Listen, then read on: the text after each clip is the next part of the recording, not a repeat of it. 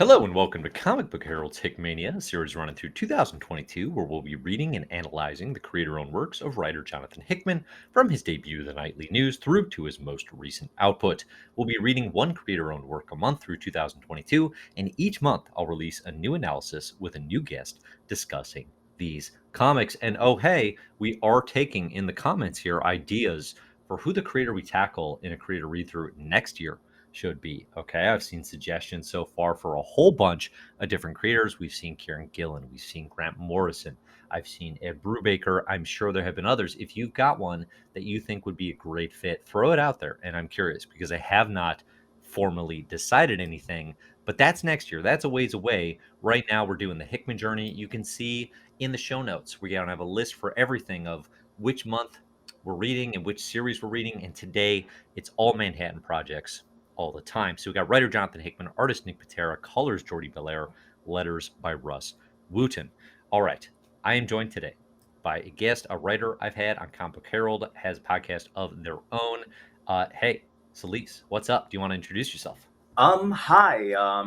Yeah, I've written for Comic Book Herald before. It's a lot of fun. I've also written for Panel X Panel, and I also have my own podcast, The Brotherhood of Dotacast, where we just talk about whatever, me and my partner Phantomus.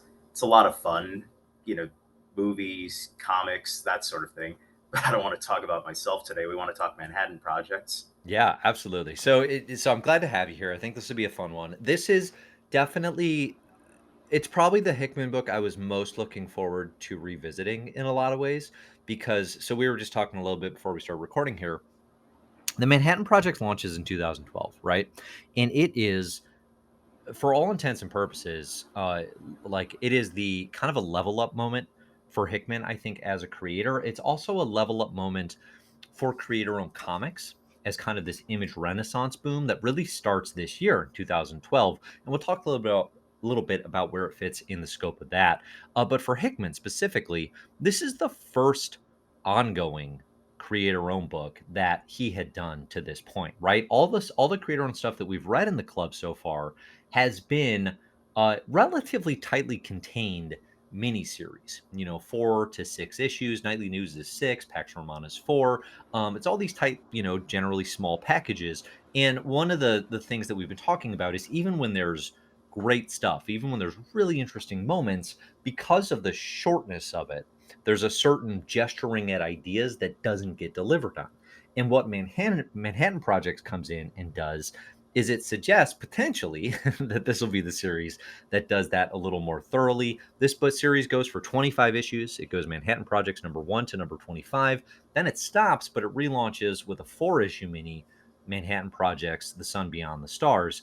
And then there's been nothing since, and we're going to talk about that because I've got some juice, Celise. I've got some inside info on the what comes next part of this that I'm actually pretty excited to talk about because spoiler alert, I interviewed Nick Pitarra this past week about their project, and they were kind enough to talk about Manhattan Project with me. So we're gonna get to that. Okay, we're gonna get to that. But I love this run. I think it's super fun. It is incredibly fast paced and witty, and it blends the sort of absurdist, over the top violence and humor that Hickman tried on Transhuman. And it takes that and it actually blends it in a successful way with really deep seated sci fi philosophy type stuff and a sense of a bigger picture. And whether we get there or not, we can argue about, but a sense of a bigger picture it's like, oh, we're on a journey. This is going to be a really cool ride. And then the piece of it that really sends it over the top for me, and I promise we'll talk about like what it is. If you're like, what is the Manhattan Project? We'll talk about that. But the piece of it that really sends it over the top for me is Nick Pitarra simultaneously leveling up with Hickman. Okay, Pitarra's art here, because we just read Pitarra's stuff on the Red Wing. He did that 4 issue mini, and even when I interviewed Pitarra, he was like, "That wasn't quite me. That wasn't quite me yet. Like that wasn't what I wanted to be." On this book, he takes a jump, right? He takes a leap and becomes this hyper detailed. He does these, it's been referred to as like Where's Waldo-esque panels where it's just like all of these details and fun little, snippets and asides and storytelling hidden in the pages. But then his depictions of the physicists our core heroes essentially, or anti-heroes, right? These physicists are also incredibly memorable as well. Okay, so we're going to talk about all of that, and we're going to talk about what this book is. But first, Celice, I want to ask you, what's your experience with the Manhattan Projects, and how did you enjoy revisiting it for this conversation? I gotta admit, I only read the first few issues back in the day because, there were so many books coming out back then between Image, DC, Marvel, all the other publishers that existed at that time. And I just I sort of fumbled at keeping up just because, I was just a kid when it came out. So it was very dense for me. But reading past and reading the whole thing, it's like you said, you can see because I've been reading Hickman since Secret Warriors. So and I read the Nightly News after that. So it's like when you trace out Hickman's output throughout that time, you can see, oh yeah, this is him leveling up, more closer to the guy he is now. And a lot of that is, have you ever read Astonishing Tales? The anthology series that he was a part of at Marvel. The Sam and Bobby Mojo World series? Yeah, the one he did with Yeah, Nick Pitarra. yeah, yeah. Same sort of thing where it's like there's a lot of that absurdist humor there, but it's a lot less sophomoric and a little more, I don't want to say elevated, but more like he knows how to blend it in with the type of sci-fi, introspection that he likes to do in more of his, overt series. It's And not so it's heavy-handed. I think you're right. Yeah, Yeah, because it is still the book where it's like the first issue is Oppenheimer getting on a Gatling gun and murking people like left yeah, and yeah. right, but it's also it's fast paced. Each issue is a package in a way that Hickman comics generally aren't, for my money, because he tends to like take his time, but here it's more kinetic. Right. And I really enjoyed like watching where it's going along because you can see like one of the things I like about Hickman is that he's not shy about revisiting an idea for later, like with say the Vault and the Children of Tomorrow. Like you can see him like experimenting with a lot of ideas that interest him that he might revisit later, Yeah. whether it's at Marvel or just with his own work. So it does feel like Hickman figuring things out and succeeding, and the same thing with Pitara, who becomes closer to the artist that he becomes later on. Right. Right. Yeah, I totally agree. So the premise for Manhattan Projects here is it's create your own book, and the solicit, which is on the page of every comic, is what if the research and development department created to produce the first atomic bomb, so what we know is the Manhattan Project, right, World War II era, was a front for a series of other more unusual programs? What if the union of a generation's brightest minds was not a signal for optimism, but foreboding? What if everything went wrong? Okay, so that is the premise for the Manhattan Projects, and our star players, right? Our lineup here becomes the physicists of this era. 5/7 of whom were actually directly tied to the Manhattan Projects, like our core cast. Like the majority were actually involved, and then you have a couple. Albert Einstein, who obviously is just he's Einstein, was like very tangentially tied to sort of the development. Like he co-signed a letter that was sent to FDR before World War II, which was basically to the point of like we have to uncover this type of weapon before the Germans do, but he wasn't actually in Los Alamos as part of the Manhattan Projects. Hickman plays with that. And then the other one is Werner von Braun, the Nazi rocket scientist who also was not a part of the Manhattan Projects. But like that's kind of a I bring that up because it's kind of key here where like this is not this is an alternate history, but very fast and loose with the history piece of it, right? Like it is taking the some core aspects of some of these real life people, right? And it is taking an idea and then being like, what is the caricature? What is the absurdist extension of that we can deliver on? So here's an example, right? J. Robert Oppenheimer, often credited as the father of the atomic bomb because he was the civilian director of the Manhattan Projects and is credited by basically everyone who's ever spoke with him as basically as a genius, right? An incredible physicist, but he like in postgraduate school had some mental health issues. Had kind of like an episode where one psychiatrist said, "I think you have schizophrenia," to him. This is never confirmed. This is not really a part of his life beyond that point. He kind of comes out of it and becomes a teacher for a long time, a celebrated teacher, a beloved teacher, civilian director of the Manhattan Projects, a really interesting voice in terms of what should be done about atomic weaponry. He also gets in a ton of trouble for being communist during, or for having communist ties, I should say. Anyway, it's if it's not clear, I read American Prometheus, which is a Pulitzer Prize winning biography of J. Robert Oppenheimer, and I basically just have to brag about that here, that I read a book without pictures. So that's mostly why I bring up this history. But the point is, Hickman took that one little thing.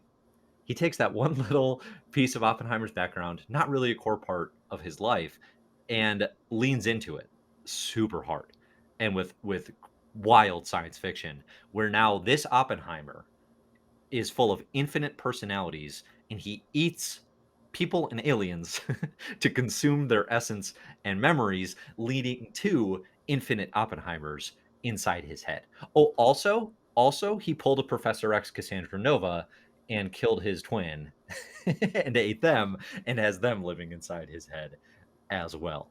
Celice, what do you make of the alternate history aspect of this, the fact that these are real people that this story is based around? Is that in any way, does it matter? Are you interested in that? Like, what's kind of your take on that piece of it? My take on it is that it's simultaneously like it matters and doesn't matter, because on one hand, Hickman is playing as absurdist as possible, like having the whole like actually Woodrow Wilson was no sorry, Lyndon B. Johnson was like leading, cults and all of that, and then like just making it as absurd as humanly possible.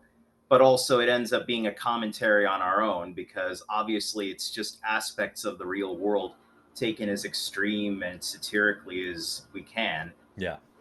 And just, I think it works in that way because, yeah, you can have your fun, but it's Hickman, so he also has very broad points he wants to make about the progression of science because of its connection to military aspects. And just like, okay, what if scientists with an infinite budget were given no oversight? Not the reality, but also just exploring the amorality of it all, Right. because they end up being worse than our real history in certain respects. Yeah. It's interesting because, like, so the Manhattan Projects is, that is the project that led to the birth of the atomic bomb, right? And that is like, that's what the project was. It was to develop this weaponry, and they did it. And it's like a remarkable feat of physics and science and engineering, the fact that the country was able to pull that off in the time that they did. But the outcome of that, the outcome of that is dropping the atomic bomb on Hiroshima and Nagasaki. And obviously, we don't need to do the whole World War II history lesson, but like some things that were new to me, I will say, upon going and revisiting this history, and a lot of this comes from reading American Prometheus. Like the atomic bombs were dropped well after well after Germany had surrendered. Hitler had killed himself months and months after, right? Japan, if you're to believe this American Prometheus version of events, was like actively trying to surrender, right? And then the bombs are dropped, right? So it's like, and then you think about the toll and the actual experience of what that's like. I haven't experienced it, like obviously, like going there and seeing it. Even just reading a graphic novel like Barefoot Gen, a cartoon story of Hiroshima, incredibly impactful. The devastation of it is just like, it's mind-boggling, truly mind-boggling destruction. And it's why you have individuals like Oppenheimer and these individuals who were involved in the project after the fact having such guilty consciences in terms of what they unleashed on the world. Obviously, the famous Oppenheimer quote is, "I have become death, the destroyer of worlds," referencing Hindu scriptures. But like, that's how you would have felt, right? Like you've unleashed just this incredible destruction, and not only that, but now the possibility for instant destruction worldwide, right? Like, it's truly a game-changing, world-changing development. The Manhattan Project's the comic is not particularly focused on that. It actually speeds through the first 3 issues, basically get us from the start of the atomic bomb building through dropping the bombs and getting through World War II. Like, we speed through that. That's not the point. And that's what the premise is, right? The premise is like, yeah, we're actually not going to fixate and focus on that as much, because the real threat here is going to be esoteric stuff like Einstein Rosen bridges to the multiverse or alien invasions and trying to have an American empire, right? It's all going to be, it's a front for bigger science fiction that is a larger scale than just world wars and that sort of thing. Which is, I think, there's a lot to play with the actual science and history of it, but like we've been talking about, like that's not the point of this. You know what it reminds me of? It reminds me a lot of. Have you watched Winning Time, the Lakers doc on HBO? No, I haven't. So Winning Time is this documentary that just the first season came out, and it's about like Magic Johnson's rookie year with the Lakers. Essentially, it's the first year Jerry Buss bought the team. And one thing I realized as I was reading it or as I was watching it, because I don't really know that history either. I know bits and pieces. I'm a basketball fan, right? But I don't actually know it. But as you're watching it, it's like, oh, this is like it is playing so fast and loose with the truth. Like it is playing so fast and loose with details and with how people were. It's very similar to what the Manhattan Project is doing, honestly, except it doesn't own its absurd transformation as much maybe as it should. Like it still plays it like maybe this is real, like it's not quite as clear about the fictionalized nature of it. Whereas the Manhattan Projects, it is not pretending, right? And some of the clever things, like some of the stuff Hickman does here with real people, are really smart. Harry Daghlian, who died of radiation exposure at Los Alamos, the first individual to die of atomic radiation exposure, is turned into kind of a Ghost Rider type, just or Dr. Manhattan is probably a better example, right? Just being a pure radiation. Enrico Fermi, who comes up with the famous Fermi paradox of there must be other lives out there. Turned out he's actually an alien in this version of things, right? No wonder he came up with that paradox, right? So you get fun, smart plays like that on these characters and on their worlds. All right, I've been talking a ton. Celice, tell me, which of these characters do you like the most? Who are you most interested in? Who are you least interested in? Like, let's hear that piece of it. If I had to consider which character I'm the most interested in, it's probably Oppenheimer himself, or rather Joseph Oppenheimer, because that's the whole conceit, which is it's not historical Oppenheimer, it's his evil twin who Cassandra Nova'd him. Yeah, And just from there, he ends up being one of the most fascinating characters in the comic because they do play with. He ends up being the natural extension of what the Manhattan Projects becomes, which is empire building for both, the U.S. and Russia, who end up joining forces to conquer the solar system. And it's like this is the natural version of it, which is he's viciously good at it. He's not a super genius because his brother is, but he killed and ate him, so he's able to play effectively his role. And even though they make it very clear early on, everyone realizes, oh, right, this guy might be insane or is insane because he eats an alien in front of Groves, like early on. This guy is a natural fit, but they don't question anything he does until it's absolutely too late and he turns the tables against them. And it just plays into what I love about Hickman's work when it comes to like the great men, ideology, which is essentially okay, you let the snake in and then eventually he bites you anyway. hmm I don't know. That's just the character that it fascinates me the most, and it gave us the probably the best issue of the comic, which is the Oppenheimer Civil War. So yeah. that's where I stand. Like it's Oppenheimer's all the way, and that just ends up being the biggest flex, when once we get to the Civil War within the Oppenheimer mind.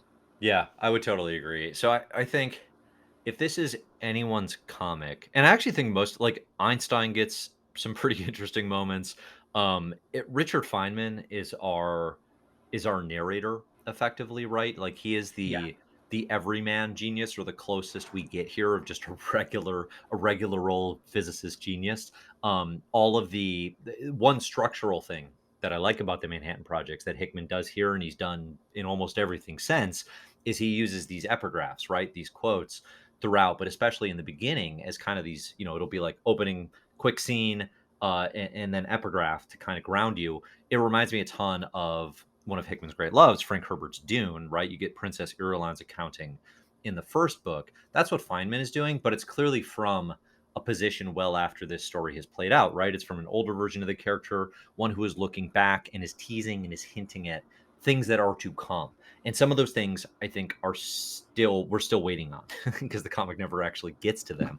But it's this very good setup that Hickman has done throughout East of West, throughout X-Men. I love actually structurally the epigraph setup, and it also like it's a good way to characterize Feynman beyond what we see on the page. But then to your point about like, yeah, like, okay, what is the point of Manhattan Projects? it is so similar to so many things Hickman has done, whether we're talking Marvel or creator owned, which is super geniuses deciding the fate of man in secret, right? You know, it's small groups deciding the fate of the world in secret. It's the Illuminati, it's Shield, it's the Manhattan Projects. We're going to see it in East to West coming up next as well. It's a tale as old as time, basically, in the Hickman verse, and it's also like, yeah, like who's at the table, right? Who's at the table here in terms of who these people are getting to decide. And with Oppenheimer, Oppenheimer is, I guess, the main character of the story. In so, like, he is the main threat and like a main focus in so many ways. The most issues are dedicated to Oppenheimer because you get three issues drawn by Ryan Brown, comes in and fills in for Pitarra, and Ryan Brown's great. Did a God Loves Astronauts, I think, curse words with, was it Charles Soule? Um, but he does these mindscape issues. They're all inside the brain of Oppenheimer, and like you said, it shows a civil war between the blue Oppenheimer and the red Oppenheimer, which is basically Robert and Joseph, his twin. Um, to my knowledge, Oppenheimer did not have a twin. It's just taking J. Robert and again taking that brief dalliance with a schizophrenia diagnosis and fleshing it out into just comic book madness, comic book absurdity. And they're glorious. They're glorious, right? Like artistically beautiful, just like mad violence, and it can take literally any form an imagination can take. Those Oppenheimer issues are such a fun indication of like this is stuff you can do in comics that you kind of can't pull off in other mediums with the same degree of success, or at least it's very hard comparatively. And then the wildest thing about Oppenheimer is he's teased as the ultimate threat. We have all these glimpses of the aliens he's consumed, and he's got secret plans, right? So as they get out of the atomic projects, basically, Manhattan Project is a Cold War book, essentially, right? It teases itself as a World War II book. It's really a Cold War book. And then Oppenheimer's like, okay, here are the things we need to do, right? Here's what our purpose should actually be, in terms of like, you know, a successful Earth, being prepared to be an empire out in space, these sorts of things. And then he's got secret projects. When the blue Oppenheimer, and I can't remember which is which, Joseph or Robert. It's Robert. Robert, thank you. Joseph is the red Oppenheimer. So Joseph is the one in control throughout most of this. He's more of the serial killer kind of evil one. Joseph kind of has to get on his level to escape the mindscape. When he actually gets out and he's free, finally, the second that happens, I'm not even going to spoil it, right? If you haven't read that far, go ahead and read it. But the second that happens, it's like, boom, a flip is switched, and it's a great twist. There's still clearly more Oppenheimer stuff to come, I think. Celice, were you satisfied with this story? Like does it feel like as it stands, are you like, I have enough Manhattan Projects, I'm good? It definitely does not feel like it ended where it intended to, because there's a lot of stuff still on the table, like what even like the secret project was, and then on top of that, like, the whole aspect of them breaking apart. You can tell it's not the end, because even then, beyond the sun beyond the stars continues the chapter numbering established by the series itself. So it doesn't feel like it was anywhere close to finished. Yeah. I think it does deserve a proper ending of some kind if it came back. Yeah, I'm in agreement. I think so. The comic has one thing going for it very strongly, and we've kind of alluded to it, but we haven't specified. The first 20 issues of the book were plotted in terms of the big beats by Hickman and Pitarra. Like they knew certain things that were going to happen, but they worked Marvel method. Okay. And remember too, like where Hickman's at as a writer at this point in time, he's gotten a ton of reps. He's gotten a ton of reps over at Marvel Comics, but he's also, at the time Manhattan Projects is launching, he's taking over Avengers. And he's taking over Avengers, New Avengers. This is a book that comes out, I think, 2 times a month. It's clearly busy, right? There's clearly a lot going on. So he works Marvel method with Patera. And what that affords Patera is like he has more flexibility in terms of what can happen and how the story can actually be told between the big beats that are identified. And I think what that generates, what that creates in the reading experience, and why it's kind of so fun, is a really fast paced, anything can happen energy. And that runs for about 20 issues. And I think it's really good. And then you can feel the exact point. I think it's right about when Lyndon B. Johnson shows up, basically, the Texas gunslinging vice president. You can feel the exact point where they kind of did the thing as far as they had plotted out, and then it's just total blank slate. Total blank slate Marvel method, and they're like, we actually don't know where this is going now. And that's when you get issues 21, 25, which kind of finally stumbles to like, okay, the team's going to break up and we're going to do limited series focused on each individual member, right? But then all that actually came out, again, due to schedules and busyness, primarily Hickman's, was The Sun Beyond the Stars, which told us the Yuri, the first Russian cosmonaut, and his dog, Laika, Leica, um, yeah. who is a talking genius dog. And then once she goes to space, is turned into like a humanized talking genius dog. So we get that story. We get them reconnecting out in space, but we don't get anyone else's stories. And those are the most interesting stories. We still got Einstein's out in the multiverse. They're with Feynman. We still got. It sure seems like Oppenheimer's going to come back, despite what we've seen, right? Because Feynman is teasing in these epigraphs like that was the greatest threat, yada yada. Like, what was he actually going to do? We don't know what's going on with Harry Daglion. Is Fermi actually dead? I think Werner Von Braun's in space somewhere. Who knows what's going on with Groves, right? There's a lot of open ends. There's a lot of loose ends. And it's not so far removed from like a and then they went their separate ways and you could kind of live with it. But if you enjoyed this world, and I definitely did, there's a lot more to get to potentially. So when I talked to Nick Pitarra this past week, and I asked him about this, he was like, "Yeah, it was a schedule thing," but he was basically like, I always want to do this book.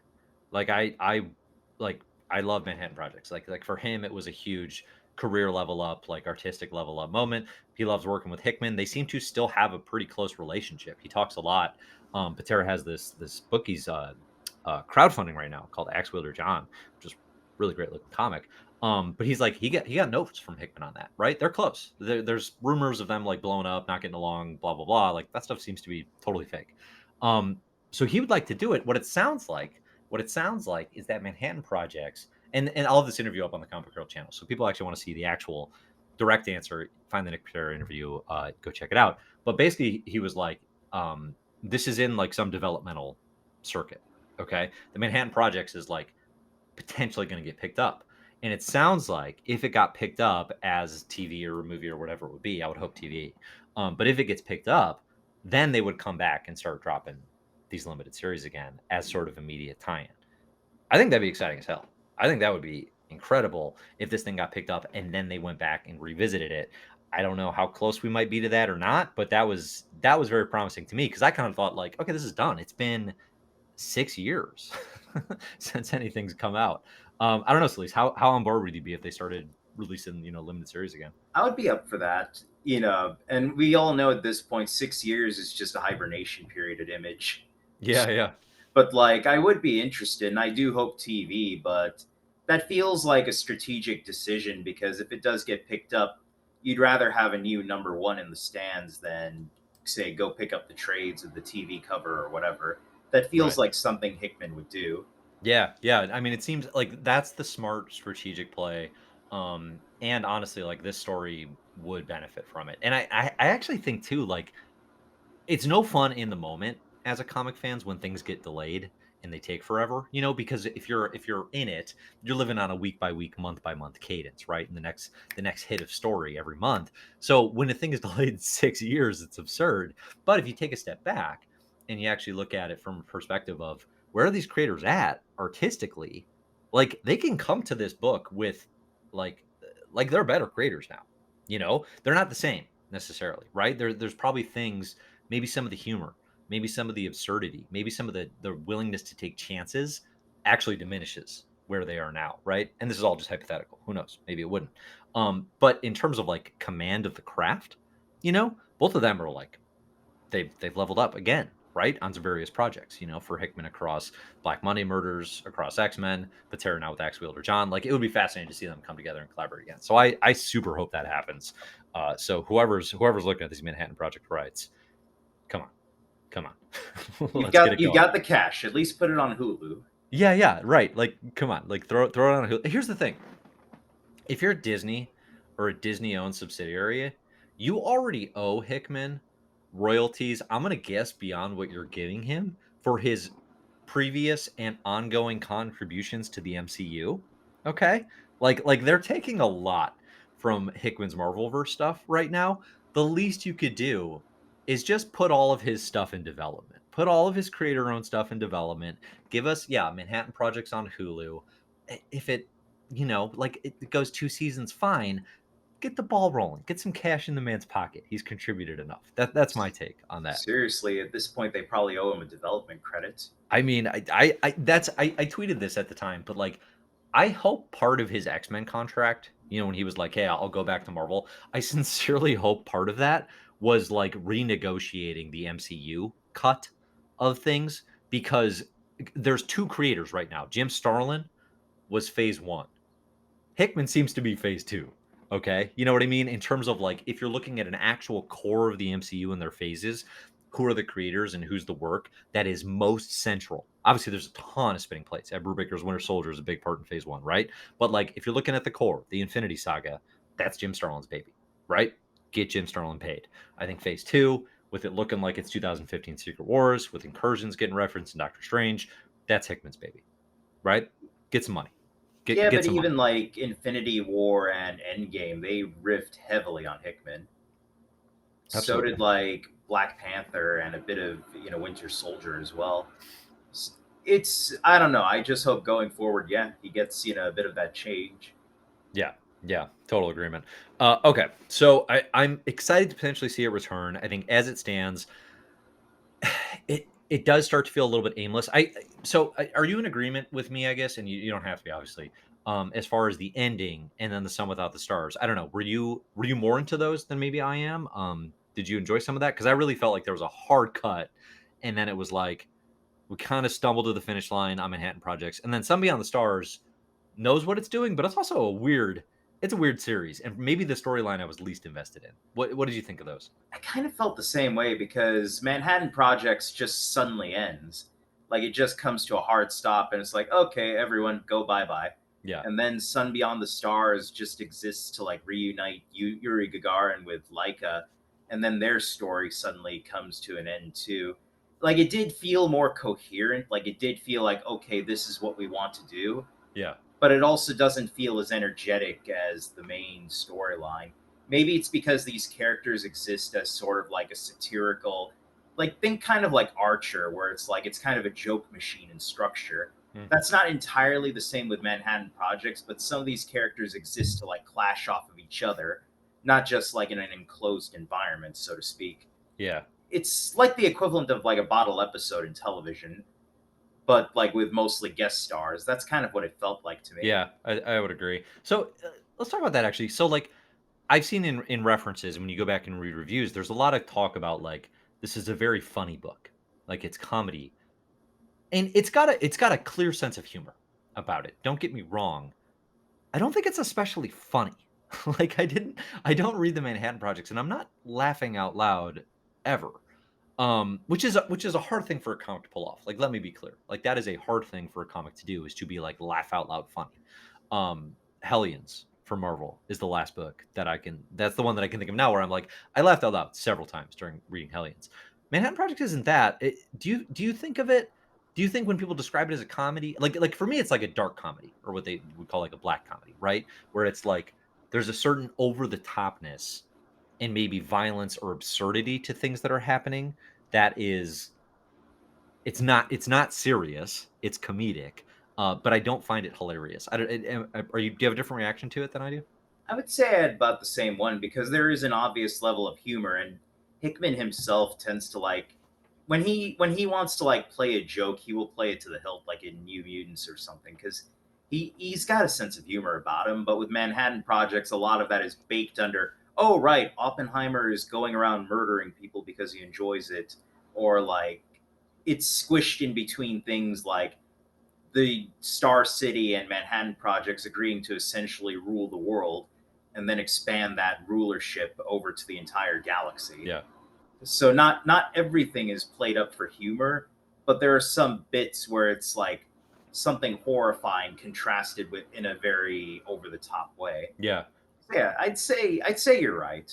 And I do think like I don't want to be overly critical of that piece of it because I actually think Hickman, who can be very funny, who does have more of a sense of humor than he often gets credit for, I think a lot of times because his works tend to be very serious. Uh, his humor for me works best when he's not joke writing, right? When it's more fluid and it's just sort of, the way people react to situations being absurd. But if he's actually like sitting down, like beat, beat, beat, punchline, that stuff tends to miss for me. And that's what Transhuman, why I had a lot of problems with that, even though there's like a few gags in there that I think are funny. There are more that I think are just like, oh, like really bad stuff. With Manhattan Project, it's all pretty integrated. It's all pretty organic, and a lot of the comedy comes from just Pitarra having fun with, like I said, those Where's Waldo type things, right? Every time we get a glimpse of the Oval Office, whether it's the Truman presidency or it's JFK, it's insanity, right? It's absolute madness. And they're clearly just like, hey, we're exacerbating these physicist personalities and caricature. Well, we're going to exacerbate and, say like, here's what the Oval Office would look like with these presidents in this type of verse, where it's again like JFK famously womanized like throughout his presidency. They take that and they run with it, and it's bonkers, so in that sense I appreciate and enjoy the fun that they're having. I just rarely think it's like, I would never sell this as a comedy to someone. I guess it's an absurdist science fiction tale, and I love it for that. But I would never be like, oh, you got to read this, it's hilarious. Yeah, there's definitely a layer of difference between absurdism and something that's haha funny. Hmm. I Hmm. definitely fit in that corner there.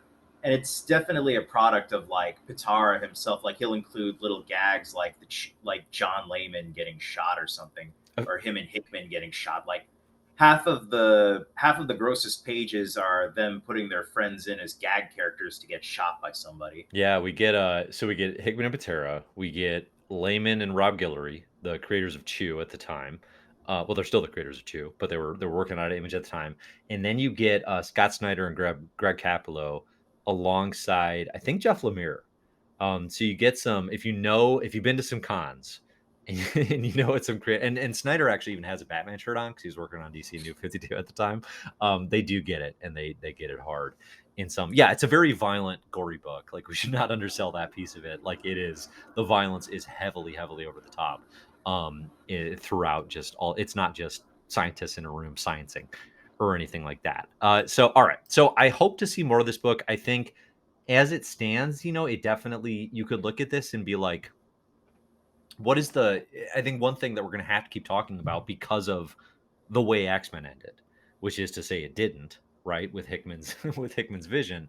Um it's like, I think there's a certain stereotype right now of like Hickman doesn't finish stuff, right? And I think one thing I'm interested in is, as we go through the creator and works, like, well, when is that true and when is that not true? And on the throughout all the earliest works that we talked about, those all do end.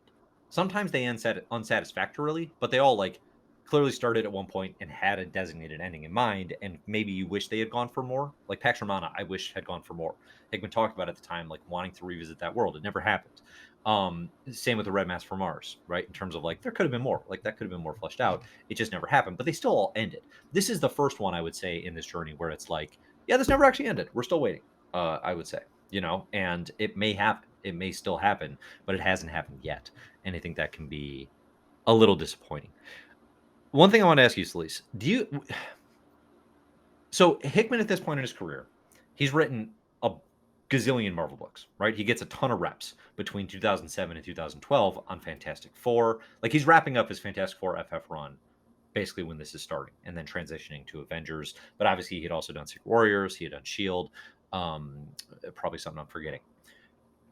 He talks in interviews around this time about worrying that he's less sharp, about worrying that like he's not as hungry like he was on the nightly news, for example, when he's just starting and just trying to get noticed. So he's actually not as like precise as he needs to be. He says like he has the competencies and then some because of all the Marvel work, but he worries that he's like less purposeful, maybe less sharp. Do you feel that on Manhattan Projects, or is that in any way a problem? Like when you think about other stuff you've read from the writer and kind of where it compares. I think it does feel like it ended as a byproduct of like most of his energy being focused on other projects, because you can see like with Marvel most of his brain power is there, like with Avengers with Fantastic Four, Secret Wars, all of that. Because he was in a developmental stage at Marvel where it's just like, you're not just like putting out a book, you're also like contributing to the overall thrust of the Marvel universe, which means a lot of your attention by definition of time is going to be demanded there. Yeah. So, and given that you said that he was working Marvel Method with Pitarra, it's not the kind of thing he was doing early on, like Nightly News or Pax Romana, where it's like these super focused gunshots, where it's like everything he does is very deliberate. Yeah. A lot of it is hyper absurdism, gory violence, that sort of thing. And that's not to say it's less good, but I can also see where he's coming from, where it's like, okay, maybe I'm not putting as much focus onto this as I need to. And it might also be why The Sun Beyond the Stars is different, because this is where there is a little bit more tension, maybe. Like that's at least my read on it, because it's not the same as his other Marvel work by definition of it being a more actiony and less deliberate book. Because he tends to slow down like when he does something, and he's got like all of his attention on it. Do you know what I mean? Yeah. Yeah. I think what you're saying makes sense.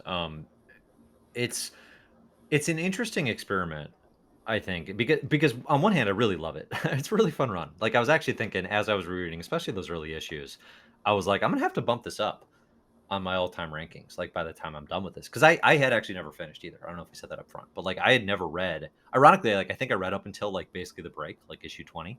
And then I like changed shops and I just never caught up.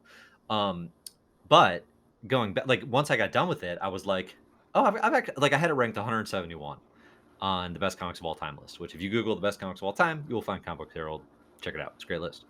But I had it 171 out of 700 plus. That's really high. Anything inside the top 200 for me is like, I loved it. It was great. I've got it ahead of like Fatale, just behind DC's New Frontier. It's in good company, basically. And I was like, yeah, that's about right. like I actually don't think now having finished it, like that didn't help it too much beyond that.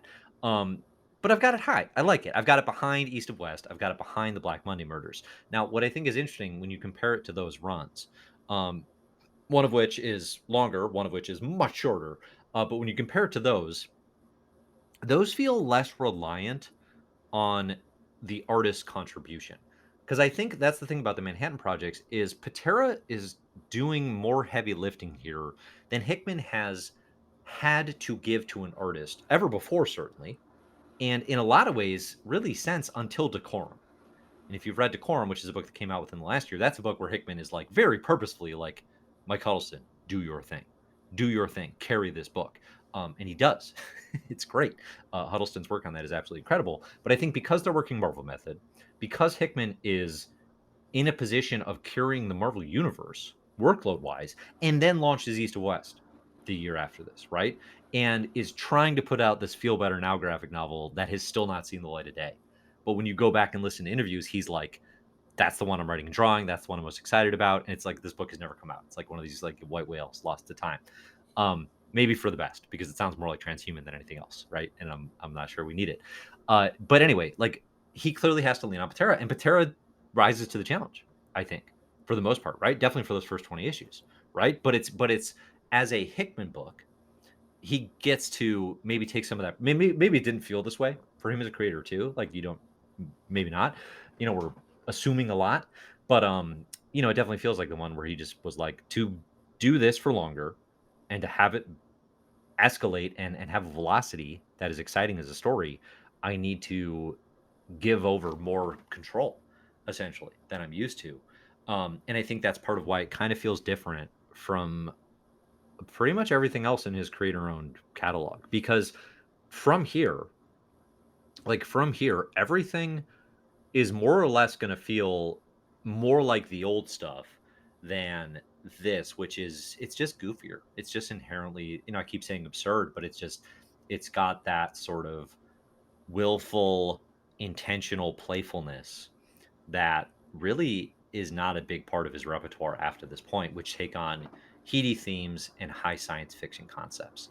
Um, and I appreciate it for that, because it's a little different and it comes off very well, I think. I don't know. Where do you think it stands kind of compared to what comes after this point? I would agree because it definitely, you're right that Pitarra's presence is the biggest one in this book. because a lot of whatever humor there is tends to be like more gross out, more like hyper violence, Yeah. a little more Ennis-y, like when he's on a satirical kick.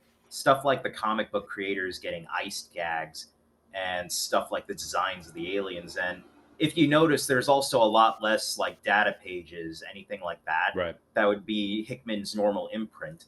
It's a lot of him leaning on the artist, and it's definitely its closest relative, I would say, is Decorum, because I read that recently, the hardcover, and I gotta agree, it's a brilliant book, but a lot of it is leaning on the artist to like just propel the book rather than Hickman trying to get especially heady. Like it's the same type of, not especially humor, but like leaning on the artist to carry the book, and Hickman just kind of is more in the background compared to usual with his writing. Yeah. And I think that's a good experiment, because sometimes it's like we've kind of had that conversation on Twitter where it's like, well, what about plot? And it's like plot sometimes is just a mechanism standing in the way between a character and what they want. And sometimes it's okay to just like let the artist do their thing. And I think it's a fine experiment for Manhattan Projects, because if nothing else, it's really fun to read. Yeah. Like it's not as heady, but you're definitely getting something different in Hickman's catalog out of it. Yeah. Well, and it's not like he's checked out either. Like I don't want to oversell Yeah. like it's not, this isn't, the worst version of like a Stanley Marvel method where it's like he gave somebody one sentence and then they did the whole story and took all the credit. Like it's clearly not that. I do think there's a lot of good sci-fi ideas and explorations. Hickman's doing some stuff here. Um Again, because we're playing with the biggest physicists and like the real life sci-fi heroes, but then it's set during an era when you have, the golden age of science fiction texts. There are some literal homages, like to Dune, for example, when Einstein's traveling the multiverse, we get one world with the big worm and that sort of thing. But then there's some stuff like H.G. Wells, The Shape of Things to Come, which is a very Brave New Worldian vision of H.G. Wells, kind of this godfather of science fiction, which is a very much a, you know, great men putting together the shape of the world type book. There's a lot of reflection and sort of meta commentary, I think, on ideas like that Hickman, because one of the core questions of this is like, you know, can and should and what would happen if the great minds of the world of Earth's history were actually running the world, right? If governments were just these sort of puppets that they stepped around or bullied their way out of, and they were the ones in conjunction with the Russian Star City side of things that were like, no, we're actually in charge here and we don't really care about your petty problems. We just care about developing rockets because, space aliens are coming, right? And that sort of thing. Which is a question that I think he will answer more directly and more deliberately and more philosophically in other works. You know, it's a question that's out there here, but because of the playfulness of it, it never really gets addressed. But it's there. It's there. And I think like he's asking interesting questions and he's having fun with it.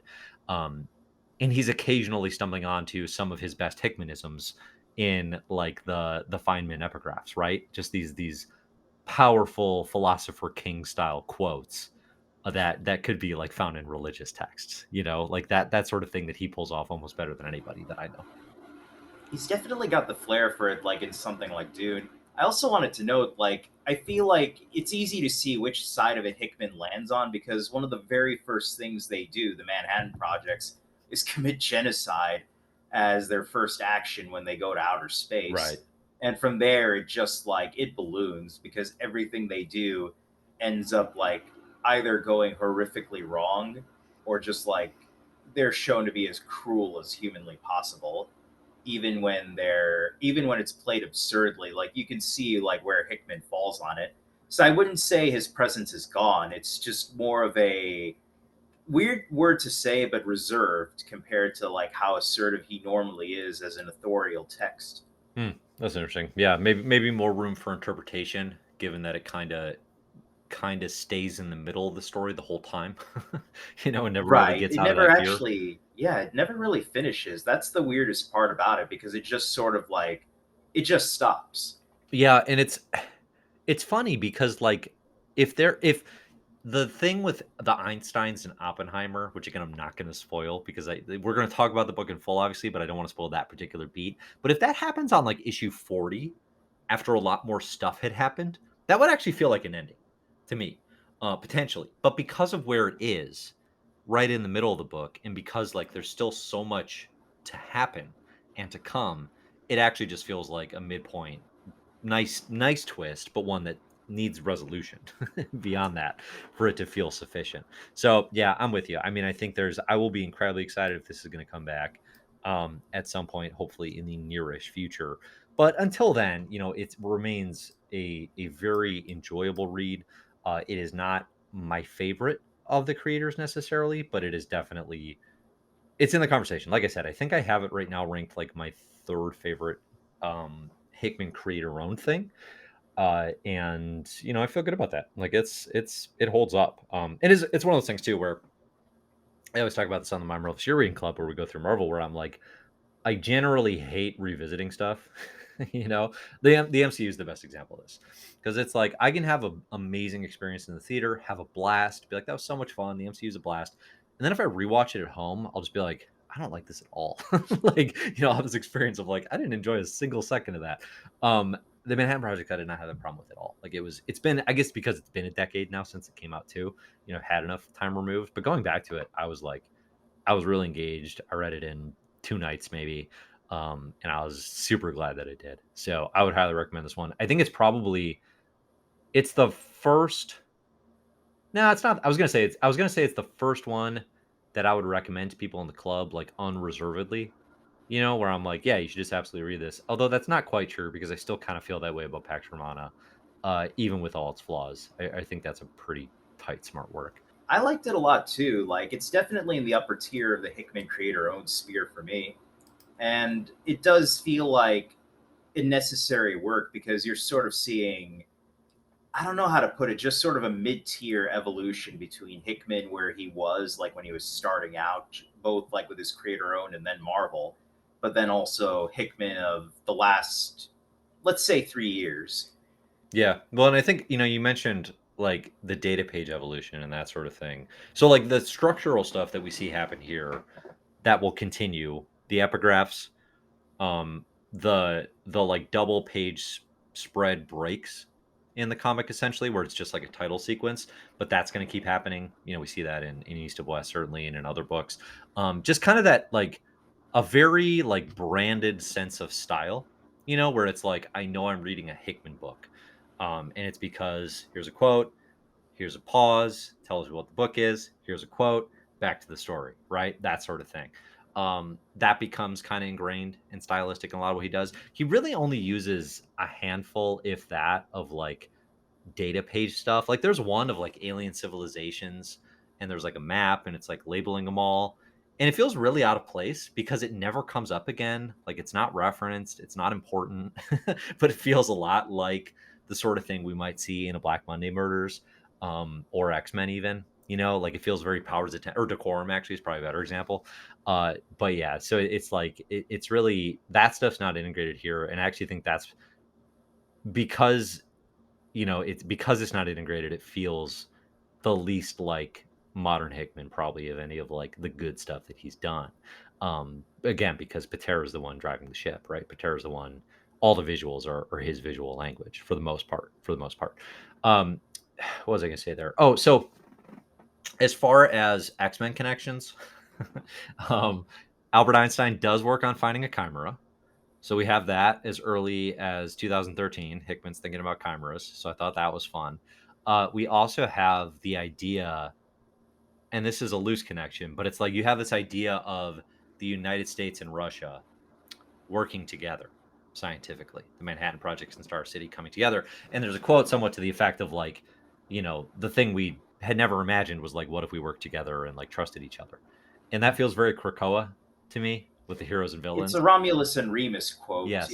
It's about Romulus and Remus. What if they had worked together and built something better? So yeah, it is kind of that earliest stage of what would become Krakoa. Yeah, very very basic building blocks type stuff. But other than that, I didn't actually see a ton of ideas or themes or especially the stylistic ticks that would that would become beyond the epigraphs, like beyond starting everything with a quote, which obviously has stayed through the Krakow era of X-Men too. There is one little thing. I don't know even know if it counts, but it does to me. But there's an homage to 2001, Space Odyssey, like the very first scene, like with the monolith. Yeah, They do the same. He does the same thing in House of X #1, where Xavier's the monolith and the mutants are crawling towards him. So, and they do it again in Manhattan Projects. They have the multiverse bridge as like the monolith here. yeah. No, that's a good one. That's a good one. Um, all right. Any additional thoughts or things that you have that you want to talk about that we didn't get to? Um, I guess were we going to cover like I guess where this stands alongside the Image Renaissance of the time? Yeah. So let's talk about that. So again, like this came out in 2012, and it is really part of the first wave of what kind of I look back on as the image renaissance, right? So that's like basically the years 2012, I would say, till about 2015, where suddenly Image Comics had the financial incentives, and they had the structure, and they were kind of uniquely positioned um, to capitalize on digital in a way that was just then really becoming accessible through Comixology. I don't know if you remember, but like a lot of folks like myself getting into comics around the time, you couldn't go on Comixology without a huge image sale, right? They were just smart and strategic about the marketing of it, but they really started getting like all these big name creators to come in. And you see from 2012 through 2015, you see an exodus of Marvel's best and brightest coming more and more into Image's creator own side of things. And one thing you hear Hickman talk about a ton in interviews around this time is it's the most profitable thing he does. Like he is not hesitant to talk about the fact that he gets paid better with a good Image book than he does doing all the Marvel stuff, right? So he's gotten all those reps and he's put in all that work, and I'm sure he's doing fine. But he's like, clearly there's a financial incentive for these creators to come and own their own stuff on the Image side of things. So you see Matt Fraction doing that. You see Ed Brubaker. You see Jason Aaron a little bit. Jonathan Hickman, Kieran Gillen eventually, and Rick Remender. Probably some others that I'm forgetting, but a lot of the names who were hot in the Big Two side of things start coming to Image and really peddling their wares a lot more thoroughly. Hickman was already there, right? His creator owned stuff was already coming out through Image. He already had a relationship. So he just keeps it going, but he gets going on the ongoing wave. And in 2012, you have the launch of little books like Saga and like Fatale by Brubaker and Phillips. You also have Bedlam, which came around that time. I think that's an Nick Spencer one that I actually really dug. And Riley Rossmo too. Riley Rossmo, who's awesome on that. But that's kind of the first year where these types of books come out. And then by the time you get to 2013, it's just like insanity. Black Science, Deadly Class, East to West, Lazarus, Manifest Destiny, Pretty Deadly, Rat Queens, Revival, Sex Criminals, Velvet, big name books that are still highly, highly regarded by a lot of folks, including myself. Um, this one for me, again, because of that Renaissance, it was definitely this was almost certainly the first Hickman book I would have been reading. I was actually collecting ongoing comics at this time. I was collecting this one in print. Um, it stood out then and it stands out now. It's not literally my favorite of the Renaissance. Like this isn't as good as Saga. I'm not going to pretend it is. But I mean, it holds its own. Again, I've got it just above Fatale. Um, I've got it a little bit behind stuff like a Deadly Class, maybe. But I mean, I don't like it as much as Sex Criminals. I don't know. For you, like, where does this rank against all those kind of big name beloved books that came out around that time? I would say Manhattan Projects ranks pretty highly because a lot of those books were these creators like sort of firing opening salvos, and it's also something I don't think it's talked enough about is how some books just sort of stopped and started or just stopped entirely. Like there was this one Image comic that like made a big splash at the time called Non-Player. Do you remember it? No. Okay, so it was actually really good, gorgeous, art and everything. It only got 2 issues after 4 years, Hmm. and it never came back. That's a bad Like it just that's a ended. bad Like publication cadence. For what it's worth, I think it was because the writer artist suffered an injury. Oh, But it's one of those things where it's just like there was so much coming out at the time that it's difficult to stand out. But also, a lot of people were figuring out this model for the first time, yeah, which is how you got stuff like, let's say, Brian K. Vaughan and Cliff Chiang like doing starts and stops, or like with Saga doing starts and stops right. on their comics, just because they had to figure out a model that lets people catch up for the trade, but then go to the next arc. So all things considered, like with Manhattan Projects, I would say it did pretty well because Hickman was figuring out that model too, just like everyone else, and it seems like he had it pretty well because, for example, have you seen the covers for the original series? Yeah, I mean, yeah, I have most of them in print, so yeah. But they're, Yeah, they're distinct. I mean, I think that's. I was trying to think, like, why did I pick this up in the first place? Like, I was trying to remember that it looks piece like of it. literally nothing I think it's else. that. I mean, I truly think like the covers are distinct. I probably gave it a flip, and then Paterra's art and Belair's colors grab you from there. You know. Yeah, but you also don't see them in the trade paperback Hmm. because like he ditches them entirely for chapter headings. I So it's On a personal opinion level, always insanity to me when covers aren't included in a trade. It drives me I have nuts. to agree. Yeah. My brain works on that same level where it's like, where are the covers? Hmm. Or I was just reading Fear State Saga, like the hardcover, and it's like the the lettering on the covers is gone, and it's like my brain cannot register Yeah. Yeah. this. Yeah. Totally. But if you notice, like Hickman has a pretty decent command of like what he likes a product to look like, from floppy to trade paperback to whatever deluxe omnibus, whatever. Yeah. And it's you can see like he's got it figured out, just like with the Krakoa era. Not to go on a Hickman as an auteur rant, it's just more like all things considered, like compared to what everyone else was doing, I'd say he's doing all right. It doesn't rank next to like my favorite Image comic of all time, which is probably Southern Bastards. See, but that's an interesting comparison too for me because when you start talking about the starting and stopping problems, like forget like the worst case scenario, like you mentioned, but just on like a where are they now level, like I don't want to give Hickman too much flack for like Manhattan Project's quote unquote not ending because it tries to give some sort of conclusion, Definitely. but like Southern Bastards, like how did that end? I don't remember. Oof. Bitch Planet, like how did that end? I don't remember. Lazarus might still be going. Like when I'm going down the list here, I'm like, a lot of these comics are like still kind of going or like took forever to end. You know what I mean? Like a lot of stuff from this Yeah. era like started super hot, was great, but never really had an ending in mind. So the ones that do approximate an ending, or better yet, actually have one, are the ones that I actually, in retrospect, I'm like, oh, that was underrated. The fact that knew where it, like Wick Div, for example, I probably underrated that book. Had an arc and it knew where it was going to go, and it had an ending. Same with Fatale, which I didn't love the ending, but it ended.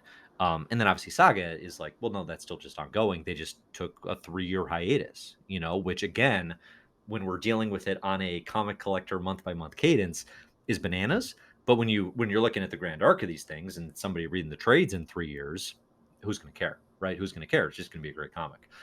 So yeah, a little bit of Manhattan Project credit there. And I think as far as the Hickman auteur thing, I mean, first off, I do like. There's a reason I'm doing the whole year of his career and stuff. It's because he's one of my favorite writers. I think he's a fantastic storyteller. But there's also, because he comes to the comics world having had a professional career, prior to this point, there's a business acumen and a marketing strategy to him understanding like, to succeed, I have to stand out.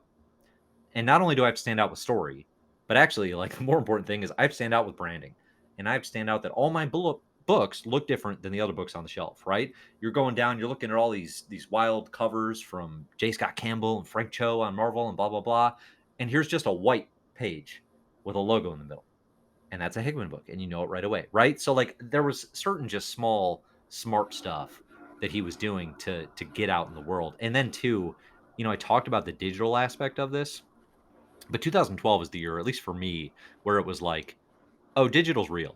Like people are going to buy comics digitally, not just pirate them, but like they're going to buy them. Hickman talks in one of the interviews I listened to, and I'll link this up in the show notes. He says like he approximates it's like 5 to 15% of print sales. Like digital is catching up to like 5 to 15% of his print sales at this point in time. Um, I would think that has only gone up. in the years since, but maybe not as much as some people were forecasting. But it is like there's a business acumen to this, which is important, in which the image renaissance at this time definitely tapped into. It's definitely a thing for him because he talks a lot about that X-Men digital line that he wanted to do during the pandemic. Yeah. So it's something that's always on his mind, it looks like. And I would say the business acumen part of it is important because he's always had like an idea of what he wants his books to look like. Because even Secret Warriors, that starts off with like the very slick, graphics at the very end of the first issue, and it Yeah. looked like nothing else I was reading at the time. And then you go into Nightly News, which just like opens up with the most insane rendition of an assassination I'd ever seen in a comic. Right. So it's always carried over with what do you want these comics to look like? And the floppy looks nothing like the trade Hmm. because you have the really slick covers, for the print issues, and then when you buy the trade paperback, it's just like it reads more like a firm novel.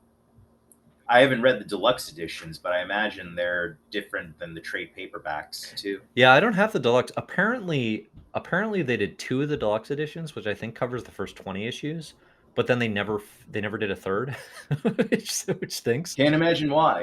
I know, that's a bummer.